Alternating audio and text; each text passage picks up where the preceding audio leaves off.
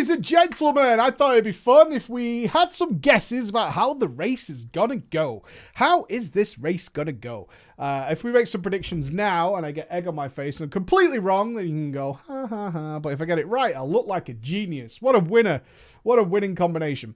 So this race is strange because of the Benthic gear and how it affects certain classes and how that's going to work. And how has Blizzard designed these bosses? I've been toying around with my head. In fact, I nailed it on Jaina. I got within 30 pulls of what the kill was before they started it. But this one's tricky.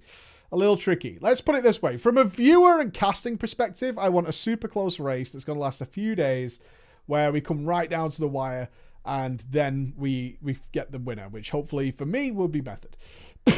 Now, what does my nerd brain say? I would guess. What is the best way of looking at this? What would my nerd brain say? Well,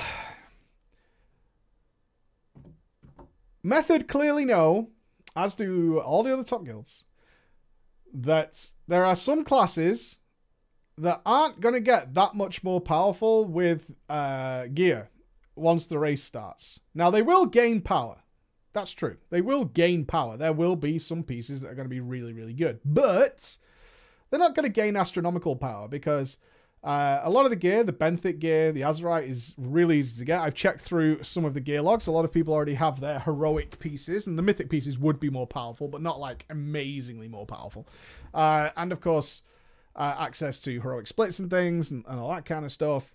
There are going to be some characters and classes that aren't going to get that much more powerful even after months of farming mythic, way after the race is done, than they will be in kind of the first week. And they know this, which means they're going to use those specs because they're already at like their nearly maximum potential power. They're within a few % of where they're going to be. Some of you might think I'm overstating it, but I'm really not. They will gain power, just not astronomical power that you would expect to see by having a full set of mythic gear, because several slots are already made up for from other sources of gear. So, with that in mind, it comes down to how has Blizzard designed these bosses? Has Blizzard designed these bosses with people already being super geared from day one in mind? Or have they not done that? In which case, we might be looking at a really short race. A really short race. Because if they've designed the bosses based on like people getting heroic done and then kind of going into mythic and not having all this benthic stuff with gem slots and across multiple people in the raid, then the guys are going to go in geared to the fucking teeth. And that means it's going to come down to mechanics. And the mechanics, like the straight up like management of the mechanics on some of the bosses, in fact a lot of the bosses, ain't that hard. Certainly not for Top World Guild caliber. That does include Zakul and Orgazoa and Lady Ashvane, is their mechanics aren't that bad. Like Zakul is definitely a step up, but mechanically the other ones aren't that bad. In fact, they're mostly DPS checks. Like Orgazoa is kind of a DPS check. Can you get out of phase 1 before it kills you? That comes down to gear more than anything else. The same with Lady Ashvane. Is like, can you get through the bubbles before the coral overwhelms you? In which case, that's coming down to gear. There's a lot of things in here that are not going to be presenting that much of a challenge for the boys, really. And so, for me, I wouldn't be surprised. I'm going to say it now. I wouldn't be surprised that we're on Queen Azshara on day 1. I wouldn't be that surprised. I would be a little saddened, but I wouldn't be that surprised to see that happen. And then it comes down to Queen Azshara. And what is this wall mechanic at the end? Now, here's the thing. We know there's an extra mechanic on Azshara that sounds like it could be super annoying, but the guys will be trying to figure out exactly the best classes and specs get around this cutting laser wall thing that's going to exist in Queen Azshara's final mythic phase. And we haven't seen it yet, so we don't really know how it works, but they'll be planning around it and who they want to take. Now, when it comes to the line of sight stuff, that's not going to bother the likes of Method, right? That's not going to bother the likes of Method.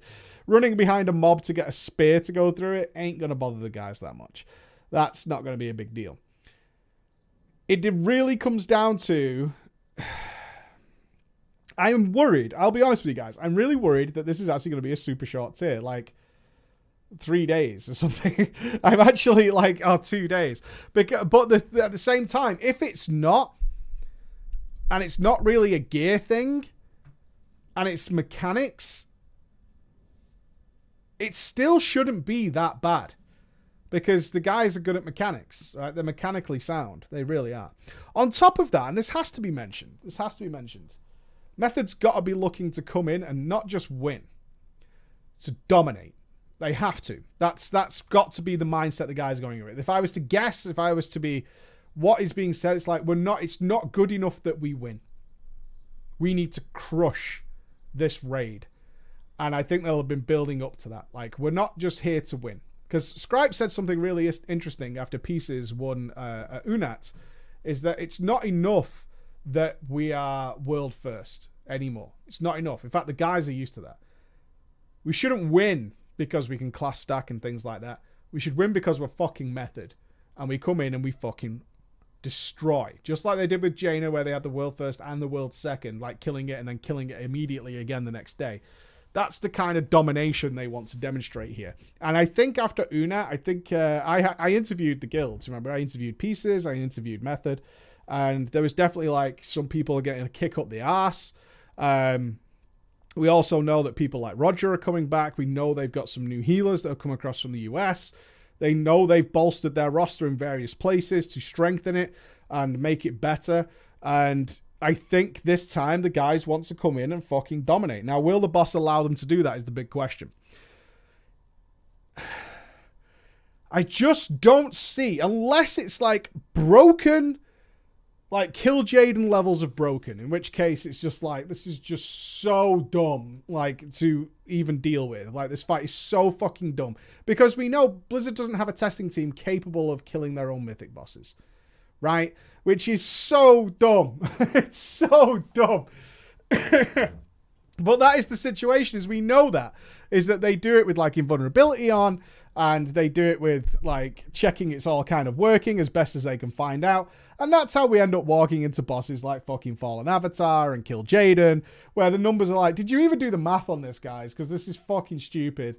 And figuring stuff out rather than good fights like Jaina, which I thought was solid, and Gahun was relatively solid, where it was, you know, it was pretty tightly tuned but manageable for week one, that they did manage to pull through with that. And we know the guys will push the limits of what's possible. If it goes the week, I can only realistically see it only lasting the full week if there's something really dumb with Ashara. It might, or one of the other bosses where they've changed something, but something that's like, this is stupid. This is just really dumb. And I expect it to go that way. I'm predicting pretty much one-shots on everything. Let's put some numbers down. I'm expecting I expect the first boss to be more difficult than most. Then there will probably be a few wipes on Abyssal Commander Shivara, because that boss is harder than most of the other bosses in the dungeon for some fucking reason. I don't know why. Which they might have changed again. They might be like, why is the first boss causing guilds so many problems? Because we're seeing that in Heroic as well. Is people are struggling with a Shivara and then smashing everything else. So they might adjust it.